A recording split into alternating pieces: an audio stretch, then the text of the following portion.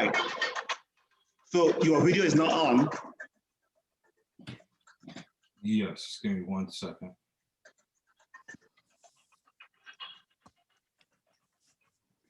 I want to welcome everyone who's joined us today around the world.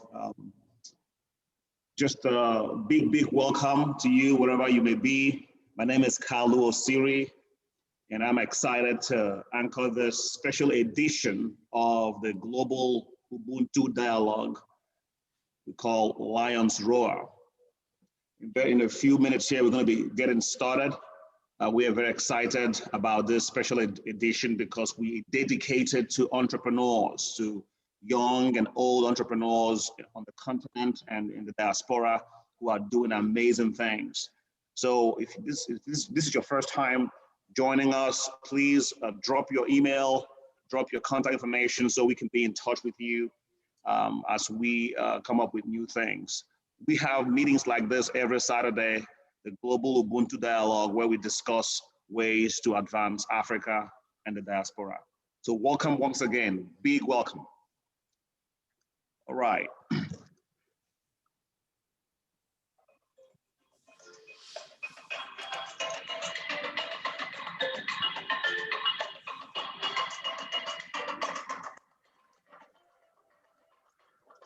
So Mr. Lorenzo, oh wow, that's a beautiful background you've got over there. I like that, I like that. So Zoom takes me different places. That is the beauty of this virtual world we find ourselves. We can be in different places at once, right? Right. Do you want us to go ahead and get started? Yes?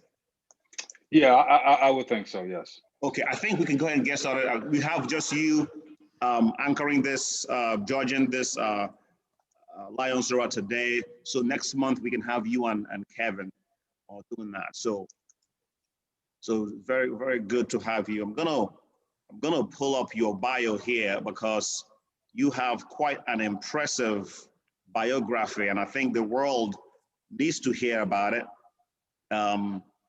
So I leapt in joy when I was reading pages from your bio. So let me pull it up here very quickly. Once again, good morning, good afternoon, and good evening to you all. Welcome to the Global Ubuntu Dialogue, a special edition, Lions Roar. What is Lions Roar? Well, Lions Roar is connected to our startup incubator. Our startup incubator is a virtual incubator that incubates business ideas of entrepreneurs around the world. And for your business idea to be incubated, you must first pitch at Lions Roar, which is why we are here.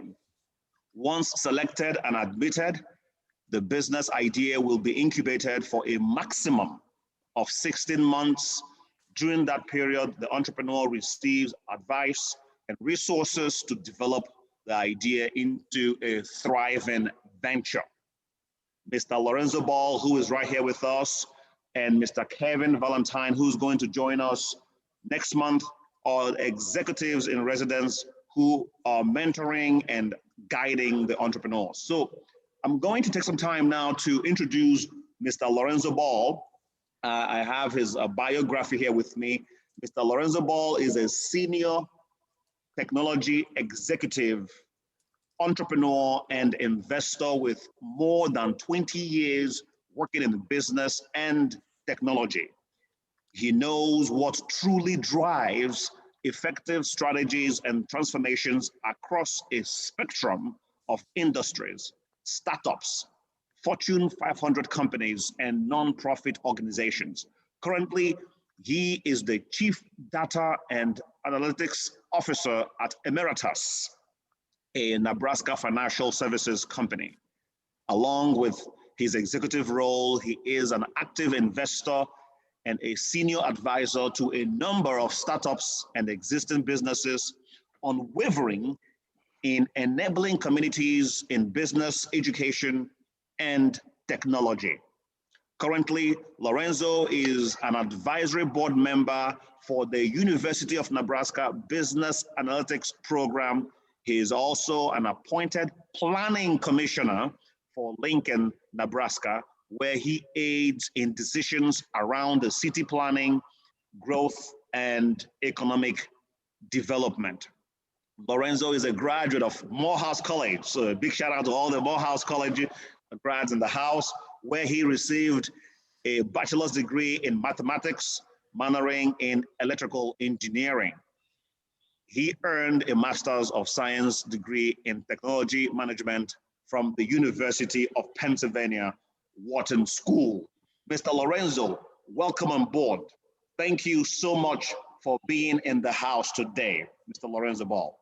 Absolutely. Thank you. Thank you. You make it sound better than it really is, Khalil. I really appreciate that. No, hey, I was just reading, what's on there. These are the facts that I read. But I have to say this though. As I read through it, obviously you have a wealth and breadth of experience. And I'll be honest with you, some people might get intimidated because they might say, okay, well, this is a bio of someone who's really well versed in the area of technology, have dealt with Fortune 500 companies and doing big stuff, right? My question to you is the Lions Roar also a platform for small businesses? What about a person, an individual who wants to start a farm, who wants to start a small restaurant that may not be, high tech, may not be in big construction, the things that you have experience doing? Uh, is this their place as well? That's the question for you, sir. It absolutely is. Listen, the world is run by small and mid-sized businesses. And there's opportunities abound for obviously various industries. And I think my experience working with various industries from big to small, and I've been part of several startups and helped advise several startups. The experience is there. My career has just led me to work with more bigger companies from a consulting perspective. But my passion, quite honestly, is the startup community. My passion is technology. I got my education through more technology and type degrees, right? And so that's where it led me. But I do know, and I tell you, especially from a technology perspective, any industry will have to deal with tech to some extent, right? And we're running, at least personally, and this is my view to an extent as well, in a data revolution, right? That's the new currency of business, right? And having that background just gives me a different perspective in how to enable startups to fulfill what they want to do. That is very good to know that this platform belongs to the big and small businesses. It doesn't matter your ideas, you can come on here. Now, obviously, your background is tech and you are strong in tech. And what I'm hearing you say is even if you are starting a farm, that farmer can benefit from leveraging your tech expertise to enable and scale up their farm operation. Is that correct?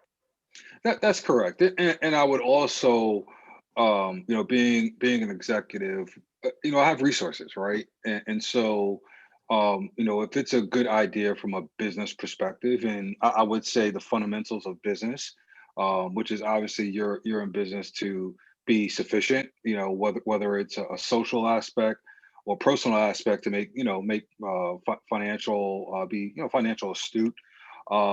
You still have to make money, right? And be very astute at how that works.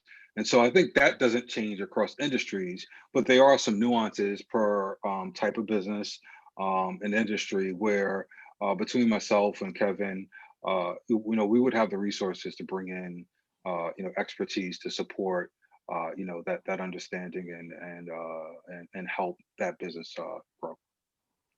That is amazing. And very shortly here, I'm going to be inviting Ms. Janisha Francis, who is going to be doing a mock presentation to show us what a pitch might look like in the next few months that are coming here.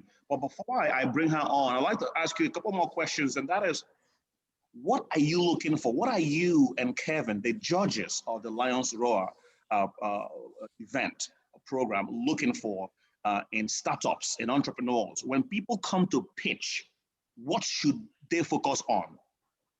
Sure. And should I talk about, the process a little bit and then maybe go into what we look for? Does that make sense? Sure. So, we are looking for people who definitely, whether they're in early stages or very early stages, or even or at the idea point, to really have a strong understanding of what's required to pitch to investors, right? Kulu mentioned earlier that through this Lions Roar incubator, we are trying to support companies in their path, and to get into it, we are looking for a couple of things, and perhaps maybe we can post this, but one, we need a really good understanding of the company, and to be able to do that, it needs to be pretty brief, right? We are probably going to, or I know we're going to look through a lot of submissions, and so we need to have at least a one or two sentence around what your company is. It doesn't need to be a paragraph, a long diatribe. With two sentences, possibly three, explain what your business is. Give us a brief history of who founded. Have you raised any money? Who's a potential investor? Into it, because that does have possible implications, right? If an investor has made the commitment to put money into your company, and someone else does, there is question around it. And I would say legally, there's some things that need to be, discussed as well. We need to know who's on the team, right? Who are you working with? What's their experience and what's their background? What problem are you trying to solve? Is there a niche that that can't be satisfied by either your area or the type of community you're in, or even a business for that matter? But what are you trying to solve, so that we know you have a really hard problem or easy problem, or a unique niche that's just a market you're creating. How do you uniquely solve that problem, right? And that's pretty key, because we want to make sure that you are uh, making yourself different from other businesses. So I think we got to notice that. Are we good from an audio perspective? Or so? Yes, yes, the Okay, audio is fantastic today. That was the comment in the got chat it. room. Perfect. Okay, good. So what are you doing to uniquely solve the problem? Then we need to understand just the product, right? Whether it's a technology, whether it's an app, whether it's a service. What's the product that you have? Have you got customers involved? Do you have 10 customers, 100 customers, 1,000 customers? And depending on that answer, you're in different stages of your business, right? You may not be just starting, you may try to scale, right? And then it also says the adoption period, right? How are they adopting to your product and services? And then the last couple of things is getting clarity in market size and competitive overview. You mentioned a farm, right? Earlier on when we had conversations, it was a conversation about a chicken farm, right? Are there, four other chicken farms in your area, right? And is that within a certain mile radius where, you're competing, with these other farmers to deliver your product to the region? And that could be a problem, right? It could drive down your costs, which ultimately have your business upside down financially. Uh, and then, like I mentioned, the last couple of points is your go-to-market strategy. So now that you have a product, how will you grow quickly, and how will you do it in an efficient manner? Um, what's your revenue model? How do you see, I would say your financial model, right? So what are your costs, and what is, you think your revenue will be? And even if it's forecasted or estimated, if you're just starting off, it's good to make sure we have an understanding of that, because that will, at least give us the thought that you are thinking financially of how you get out of um, you know, um, the I would say get out of the cost of starting, right? Because you do typically start on a negative. And then, lastly, on the financials, like I mentioned earlier, if there's any other investors, what does that look like? What's that financial round? And then, what's the milestones? Like what are your goals over the next quarter, 6 months to the next few years? So, I mentioned a lot of things, but those are really the core of what you should be doing when you pitch, and be very clear and direct in those points so that we have a really quick understanding of your business. And remember, you only have an allowed amount of time, right? And we haven't really decided that, but just say 10 to 15 minutes, maybe 20 minutes. And that's a lot of content within that short period of time. So you have to be clear, and direct, and have your information, presented in a good way. Wonderful, wonderful. So you said a lot of things. Let me just say to those who are listening that Mr. Lorenzo Ball and Mr.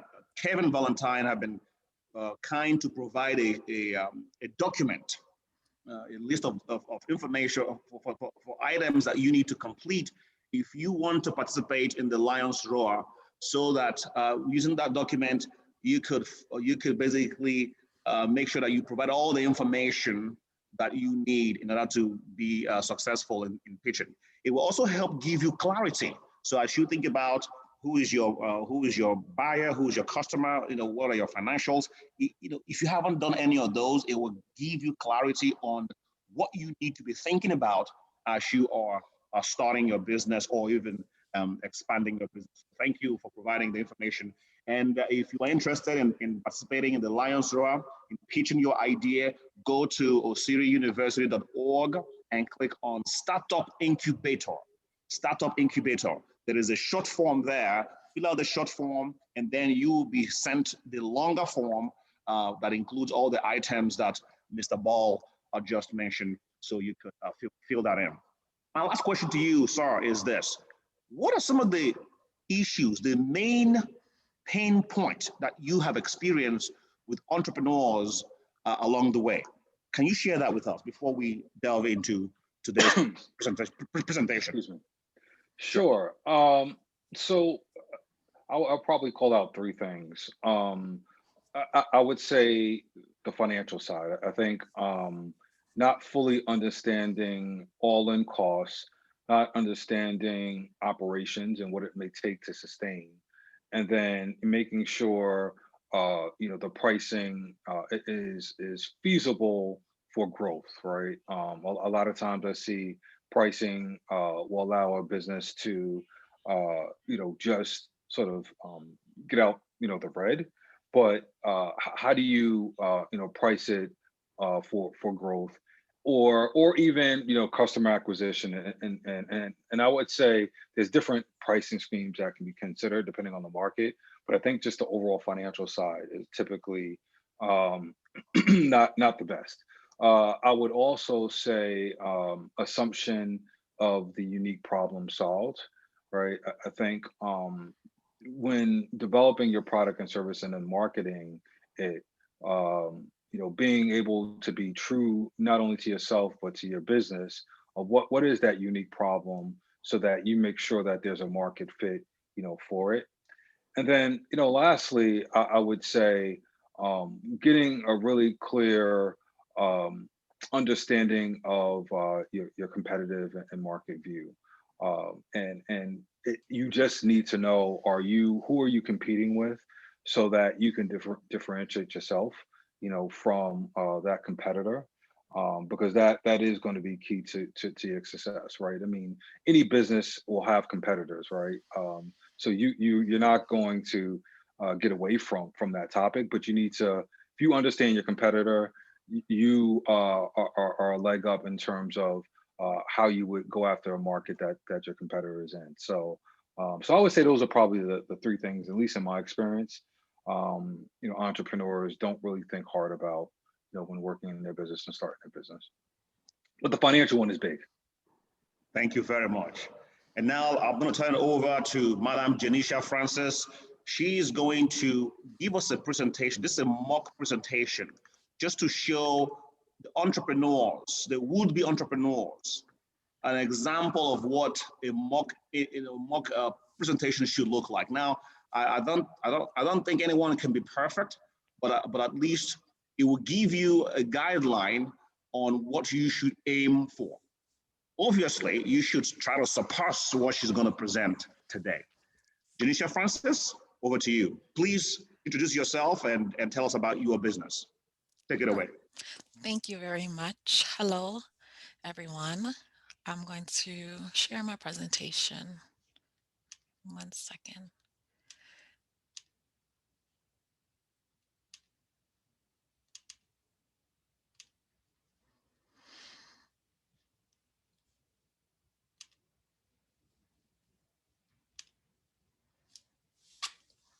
Hello, my name is Janisha Francis, and I am the owner and confectioner of Ging's Gourmet Goodies. And I will be pitching. I'm here to pitch in regards to requesting um, basically a resources in terms of advice and mentorship during the first phase of my business. So the problem. In today's, there's many different types of candy products on the market. However, the issue is with these different types of candies, there's a lot of negative consequences for eating these type of candies because first off, there's different types of chemicals within these candies, such as high fructose corn syrup, partially hydrogenated oils, soy, artificial colors, flavors and sweeteners, and preservatives. Also, many don't know, but there's a lot of animal products within these candy products, such as, for instance, in a lot of these candy products use gelatin, which is made out of animal skin and parts, dairy, such as milk, eggs, animal fat, and even bugs are included within these animal products. Also, so these two basically leads to health problems such as obesity, cardiovascular diseases, diabetes, high blood pressure, liver disease, and many more other things as well, depending on your body. So I propose this solution, which is my product, Ging's Gourmet Goodies, which is simple ingredients, however, gourmet desserts. They are vegan, gluten-free, and very delicious. So here is basically my product. Oops, let me go back. My first product, sugar cake. So let me give you some background information about what is sugar cake. Sugar cake originated in the Caribbean. I am of Caribbean descent from St. Kitts and Nevis. And however, this sugar cake is made all over the Caribbean. It's also called grater cake as well. It's made consistently of coconut, sugar, and spices. So basically, it's a hard-boiled sugar confectionery product, and it's eaten at any time of the day, and it's delicious to me. So what I've done is I've taken this simple dessert and basically made it gourmet style. This is typically made in a round fashion in terms of you hard boil it, you scoop it out, and you basically dump it on a wax paper and you eat it hot, or you can eat it once it's cooled down and it's hardened. So what I've done is basically made these into tiny little squares, as you can see from this picture. So this is the original sugar cake. And basically this is made for those who just want to, if you want to sample the product and understand like what the sugar cake is, or if coconut and sugar is your absolute favorite, then you can definitely try this. And it's topped with extra coconut. So the ingredients are very easy for you to understand and read. You most likely have tasted them or eating them in your normal everyday life as well. But what I've done is basically created this cute little dessert for you to eat. And not only that, um, because a lot of people have different allergies, um, it is a great gift if you want to give it as a gift box, because it does come in a gift box. You can give it to those who have nut allergies or chocolate allergies, because the only thing is that it just has coconut, as long as the person doesn't have a coconut allergy. So this is the original. I also have other flavors, which I will go through. We also have an almond sugar cake. Surprisingly, the almond sugar cake, when I did my testing, is actually the top favorite. So here is an almond version for our nut lovers. Um, a lot of people love the texture and they love the juxtaposition of the almonds versus the sugar within the product. I also have for our chocolate lovers, which is one of my my favorite, to be certain. It's the dark chocolate sugar cake box. And within this one, it's the original sugar cake dipped in dark chocolate. Now, most people I know don't like dark chocolate because it's bitter. However, the bitterness of the dark chocolate mixed with the sugar cake is amazing. You don't taste the bitterness as much. So this is actually a perfect dessert for those who love chocolate. Finally, I also have that I'll be offering is the assorted box if you can't decide, or if you just want to satisfy all of your taste buds by having the original, the chocolate, and the almond variety. I also am um, I also have this coconut covered strawberry box, which is literally the same concept as a chocolate covered strawberry. However, in this case, there's absolutely no chocolate. It's simply dipped in the sugar cake sauce and then dipped again within coconut shreds. And it also comes with heart-shaped original coconuts, uh, the coconut sugar cake as well. This is actually was created with Valentine's Day in mind and will be offered during the Valentine's Day period. But as well, I will have the coconut covered strawberries as an option as well for those who would like it as a gift box, like for your birthday or anything like that. So the business. In 2019, the global confectionery market was valued at $210.3 billion. Within that, the vegan market was valued at 816 million, and that's globally. So finally, when we come to the US, a vegan confectionery market, there's 285 million that has been valued at. So basically, what this tells you, which is that a lot of people are basically in demand for clean and healthy products, and I'm fulfilling that need. Many people, when are actually starting to read what's in the ingredients of what they're eating, and sometimes you don't understand what it is that you're reading because it's just not making sense, or you're like, well, if this is a certain product, why is milk in there? Con- um, Actually, when you read a lot of the products, you will see that milk is the main source of a lot of the ingredients, and sometimes you might be confused as to why milk would be in there. Um, Also, a lot of people are just, a lot of people love sugar. It's a source of contentment. It makes them happy. But being able to find something where you can have a little sweet dessert, but it's healthy, or you're not concerned about what's in the product because you can actually read the ingredients, is very vital to a lot of people. And as we can see that the North American market is starting to dominate the vegan confectionery um, with a 35% share of the global revenue.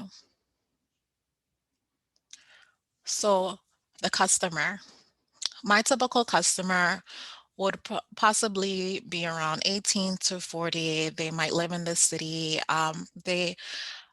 Their background might be Caribbean, however, is not limited to Caribbean. The reason why I did add a Caribbean is because the concept of sugar cake is a Caribbean dessert, so many might not initially understand what sugar cake means because they might get that confused with cake, as in cake, but it is not. There's no flour or anything like that. It is gluten-free. However, this person is health conscious, but they might still be a vegan junk food. I know the juxtaposition of that, but a lot of people who are vegan do enjoy still, desserts and want to eat something good and delicious or something sweet. Um, they may be a foodie, they may like to try different things, and so that may be the reason why they may be introduced to my product. And they also would like to buy local or would like to support small businesses, handmade crafts such as mine, which is a handmade dessert. So I reviewed the different types of competitors within the market. There are there's not many competitors within the space of making a coconut product that's vegan. So first off, we have Anastasia's coconut patties here, the yellow, and she has many different products similar to in the direction to what I'm going, because just please keep in mind that these are the initial products. These will be the main products. However, I will be making other products in the future depending and just playing with different coconut-based products. So she offers coconut patties, cashew bites, chocolate products, and just to give a price, she offers a 9 count box of coconut patties for $10. Her product consists of milk, soy, eggs, and preservatives, and she has a variety. She has 6 different products overall, but she do offer different flavors. For instance, she has her original, which is there at the bottom, but she also do have key lime and other a rum infused coconut patty as well. Her patties are offered online. It is not vegan and is not gluten free. The next up, we have Unreal, and they offer the dark chocolate coconut bars, and they offer it for a 4.2 ounce bag for $10. So they contain organic coconut, cassava syrup, dark chocolate, vanilla, and more, and butter, cocoa butter. Um, they are often online and they are vegan and gluten free. So here they are. However, they only offer this one particular coconut product. Finally, I did lump all of them together and basically took one, but sugar cake, as in what I'm offering, is offered online on Etsy. Currently, there is no company per se, meaning that there is no like big um, sugar confectionery company that offers sugar cake the way how I'm offering it, which is meaning that we make it the same way. So I took basically looked at one person's online Etsy account, and they're offering a 12 count sugar cake for $25. And this person has one product and has different flavors as well, and it's offered online, and it's vegan and gluten free. They are using the similar um, ingredients that I'm using for my sugar cake. And here below you can see, and this is actually what it typically looks like. So it's as I mentioned before, it's a circular shape like this. So this is the original sugar cake. This is how it looks. And this is actually how my mother makes it, which is where I got the idea from. So my business model. So my products will be offered The products to be offered will be done using a business to consumer e-commerce model, utilizing the Shopify e-commerce website. Customers will be generated through marketing on social media platforms, word of mouth, and recommendations right now. So my startup cost. My startup cost is pretty low. The majority of the money will be spent in advertising on the social media platforms that I will be using. Uh, the equipment and supplies ends up being about supplies $100, equipment 150, and then the professional services is about 50. So I end up spending about 500 to start up. My projected revenues. Within year one, I would like to sell a minimum of 1,000 boxes. So each of the different flavors of boxes will be sold priced at $20. So it would take approximately $1,000 for me to reach the $20,000 goal within year one, which is this year. And this is also phase one. So by the end of year one, I expect that when I get into year two, I will be ready, and my goal would be $50,000 after phase two is implemented, which is in year two. And that will take a minimum of 2,500 boxes at the same price point of $20 to reach that goal. Then in year three, I plan my minimum is expected to be at 5,000 boxes at the same $20. So just to give a little background, this is a fairly new business. It actually started last year in December, December 17th to be exact, and just give you a little background. So basically, I was fasting. I was fasting after taking a trip, and I just wanted to clear my body, clear my mind. And as I was fasting, on the last day of my fasting, I was meditating, and this idea came to life.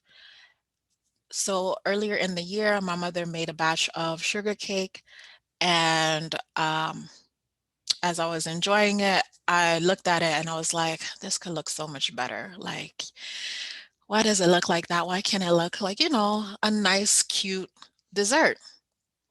And then I ate it and I forgot about it. So when I was on my fast, not eating anything, just drinking pure water for 3 days, I remembered this idea and I was like, you know what? I should put this to life. And I basically researched and, try to figure out what's going on, determine if it's a viable product.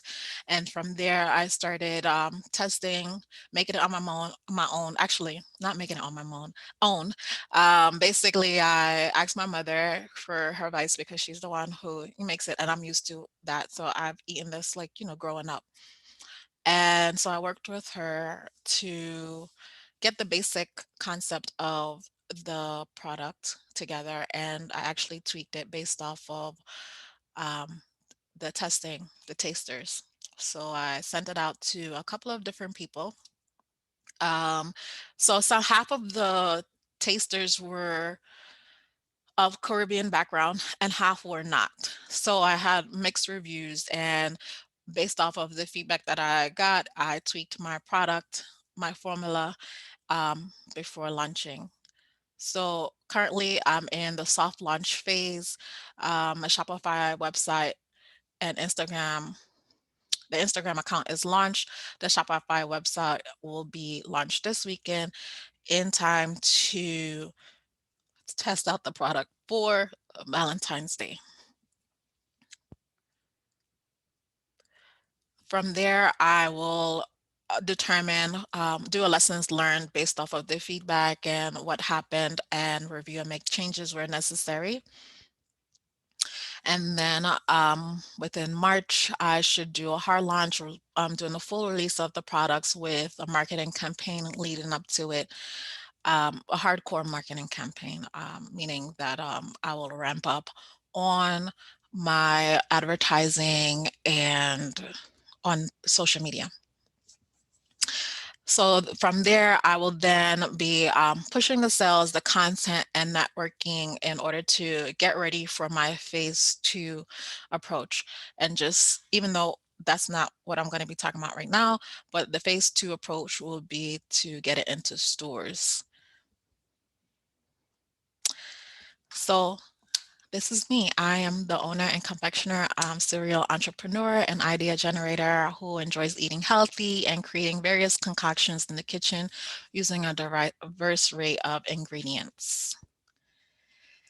So if you would like to get in touch, you can always reach out to me at my email info@gingsgourmetgoodies.com and my phone number, and you're always welcome to follow me on social media at gings.gourmet.goodies. Thank you. All right. Thank you very much. Thank you very much, Madam Janisha. Yes, thank you. Hey, Mr. Ball, over to you. Sure. So, great job. I think everyone who had an opportunity to see it from start to end saw just the flow and the content that was presented, right? And I think you did it in a good way. So good job on the deck. I think the presentation was well. And so typically what we would like to do is obviously hear it and hopefully have it presented well. But I do want to call out, I take opportunity to call out a few things. Mhm. Well, let me ask you a few questions and then I'll call out a few things Sure. just so people can understand, how to do this. So first question is, how did you come up with the target volume, like 1,000 boxes, and how did you come up with the price? Sure. So for the price is a mix of what the cost of my products, my ingredients cost.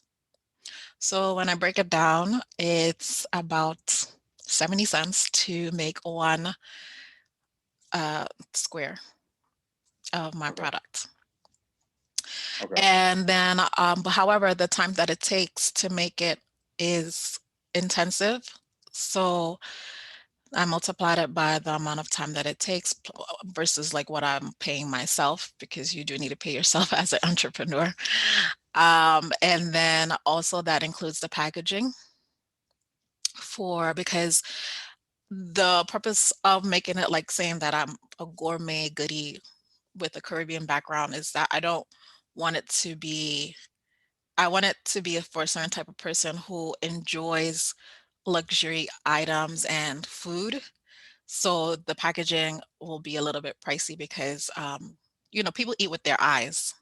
So you want to make sure that that they're getting a full experience from everything, not just the food, but also how it looks and what it's put into. So those are the three main components of my pricing, and I still may tweak it, but as of right now, it's $20 for a Okay. box. Mhm. $20, and how many in a box? Right now it's 6. Six. Okay. Yeah. Okay. So I don't want to go too far into it, Mhm. but I sort of have an idea of just the cost of product, and then your net profit on it. But again, I guess why 1,000? Was it just it was just a random target, or was there anything behind that because of either pre-orders or you can get 1,000 boxes sold? Like I guess No, yeah, why? there's no specific number. I just said Okay, set a this is target. what yes, that's my target for the year, Okay, but I'm got hoping it. to exceed it. Right. But minimum So target. so Mhm.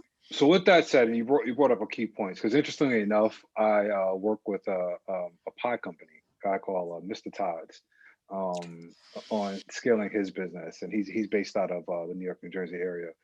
But one thing that I didn't see in your financial model was that inventory cost, and that's important to consider, for your profits, as well as you mentioned the sweat equity, right? So the labor cost Okay. that's required, and I don't think I saw packaging. I could be wrong, But I did see legal fees and such like just various fees. I saw advertising, and I'm assuming that includes your website. But didn't see just those operational costs. So you got to make sure Okay. you factor that into your model. Um, Another question, you mentioned 5 different products, right? Hmm. Any reason why, especially starting off, why you go, I think 5, including the variety box, right? Any reason why you expand directly to 5 compared to 1 and 2? Oh, okay. So it's three, four. Oh, okay. So it's five. Yes, in total five. So it's three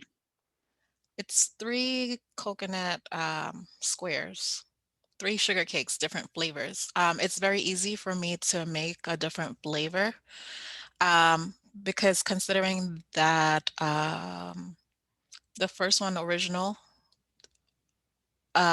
is basically is a simple thing. The almond is just putting the almond inside. It's still the same ingredients. And then the chocolate is that one is might be a little bit labor intensive because it's coated, but it's very simple. So and also I wanted to make sure that I know that there's a lot of people who don't like chocolate. I know there's a lot of people who don't like almonds or nuts or maybe allergic. So I try to make sure that I had those three. It's always been originally at least to have an original almond and chocolate. The only thing that I introduced new was the strawberry. That was a last minute decision based off of the fact that I personally don't like chocolate covered strawberries. And I thought it was a good concept to try. And based off of the few people who did try it, they actually really enjoy it. So it's an alternative to chocolate covered strawberries. So yes, that's why. Okay. And the reason why I'm asking the question is for a number of reasons. One, with such a diverse set of products, it is going to potentially limit you for mastering and gaining traction on your best-selling product, right? Mhm. And then there's a cost associated to doing that. So, would it make sense to focus on 1 or 2, and test your market, and then scale up to support those 2 so to hit your target compared to the variety, because the chocolate covered strawberry is probably a bad example here. May get 10 orders, but you may get 500 orders for Mhm. the grated cake. So um do you want to stop your production for selling those to create a small amount of chocolate covered strawberries, right? And I just use that as an example, maybe not the greatest one, but something to think and consider, because you may Yeah. dilute what you're able to do and produce. Also, there's a shelf life to it, right? To an extent. Mhm. So I think with the confectionaries, it's definitely different from obviously like baked goods, but Yes. if you are creating these products with unless you're doing it just in time, right? When you get the order, you make it, which is Yes. can be a challenge. It could be a challenge, Mhm. right? As well. But is there if you are doing it just in time, you're going to have to scale up labor to be able to support that, right? Mhm. But then two, if you are making the goods in front, you don't want them to stay on the shelf for too long, right? Yes. So you have to find that balance with the products, and that's why typically starting off, you do want to make sure you have a smaller set of things, and then scale up, as you build from an operational side. Um, and then I guess the last question I had was, typically, um, how do people engage and buy food products through social media? Um, have you considered just that dynamic in terms of that experience that people are looking for? Yes. So Okay. a lot of people are doing that now. I think basically it's on the content that you are producing, especially like for social media, because a lot of people want to see the behind the scenes.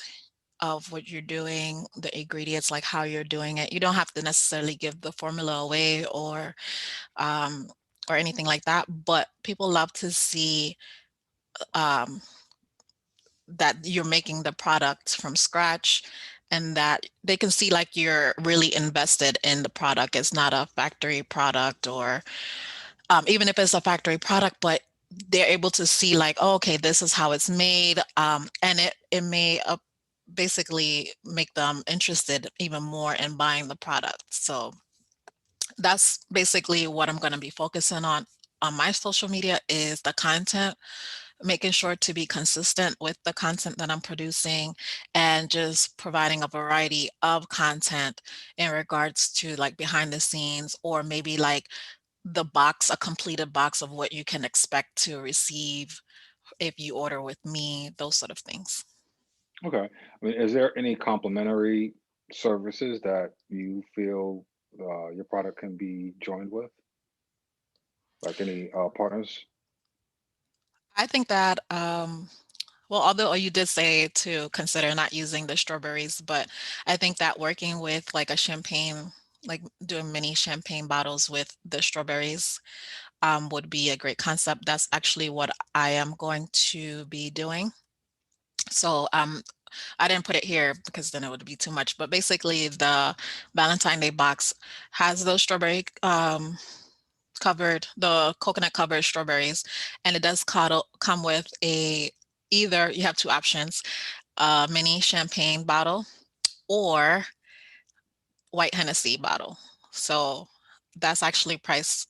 The champagne one is priced at 50, and the pure white Hennessy is priced at 150 for Valentine's Day specifically. Um, so I think it would be a great idea to work with liquor or wine companies in regards to that. For the original sugar cakes or any of those flavors, I have not yet decided as to who would be best to market with. Maybe with the almond company because I am doing an almond flavor, or a coconut company, like working with a coconut distributor. Okay. All right. Thank you. And for the record, the strawberries sound delicious. I was just using that Yeah. as an example. Just Thank you. using that as an example in terms of diversify. All right. So, and I know we only had a few times for questions, but typically, that's the process we'll go through. I think one key item that I want to call out outside of the good presentation was she did upfront ask, why, um, why what kind of help she is looking for, right? And I think that's critical in stating like what's your intention, when pitching so that we have an idea of what you're trying to do. So I know we only have a few minutes left here, about 5 minutes. Don't know if we wanted to open it up for questions or, um, just kind of table this topic for an example of how we would go through, this. One other thing, I think we're trying to do two or so per session. I think that was what we said. So, while this took a little bit longer and I talked probably a little bit more, um, and the presentation I think was around what 15 to 20 minutes. We are going to be really concise, in timing. So just want to call that out as well. I think there's one question. Uh, Yes. yep. Go ahead. Well, not for me. It's from the participants. Yeah, so there's a question here. Is Lorenzo only focus on manufacturers or traders included? As a question. Basically, are you focused on just manufacturers or can people who are reselling, who are trading also able to pitch their ideas? That's the question on the platform. No, it's pretty wide open. I think the key is when you submit, um, I think, and this is something we probably should think through as well, is make sure that you're pretty comprehensive in your business and its model so that we can look at it in the right way, right? Because there's different services, products, markets, and companies for different various reasons. We aren't just focused on one. We just want to make sure there's a sound business model and the potential for a successful business. Wonderful. Here's another question here for, I believe, Janisha Mhm. from David Toft. How many have you sold so far? Is the question. None. I just started. So this upcoming Valentine's Day is going to be my testing in terms of selling to the markets. The only thing that I've done is just get feedback from my taste testers. So this is very new. So I think that, but going forward, like you can be at any stage of your business idea for when you're pitching. So you can pitch. For me, I'm just starting, but for other people, they may have already started. And if you are able to show the background detail of how many, oops, sorry, how many products you sold so far, that's even way better for pitching. But if you don't have that detail, then it's okay. You're just going based off of estimates. Janisha, you're getting some compliments. Amazing presentation. Thank you. Fantastic pitch, Janisha. Great idea. Social media is your medium for sales. So you're getting some love in the chat room. Hopefully you can convert these people to early Yes. adopters when you launch um, in this month. This is Lions Roar, a special edition of Ubuntu, a global dialogue with Africa. Now on Lions Roar, we have two judges, very impressive judges. One of them is right here with us, Mr. Lorenzo Ball. He is an executive in residence at Osiri University. And we also have his colleague, Kevin Valentine, who's going to join us next month. Two of them are going to be judging all these ideas that are presented by entrepreneurs. They have extensive experience from the digital health to insurance to financial services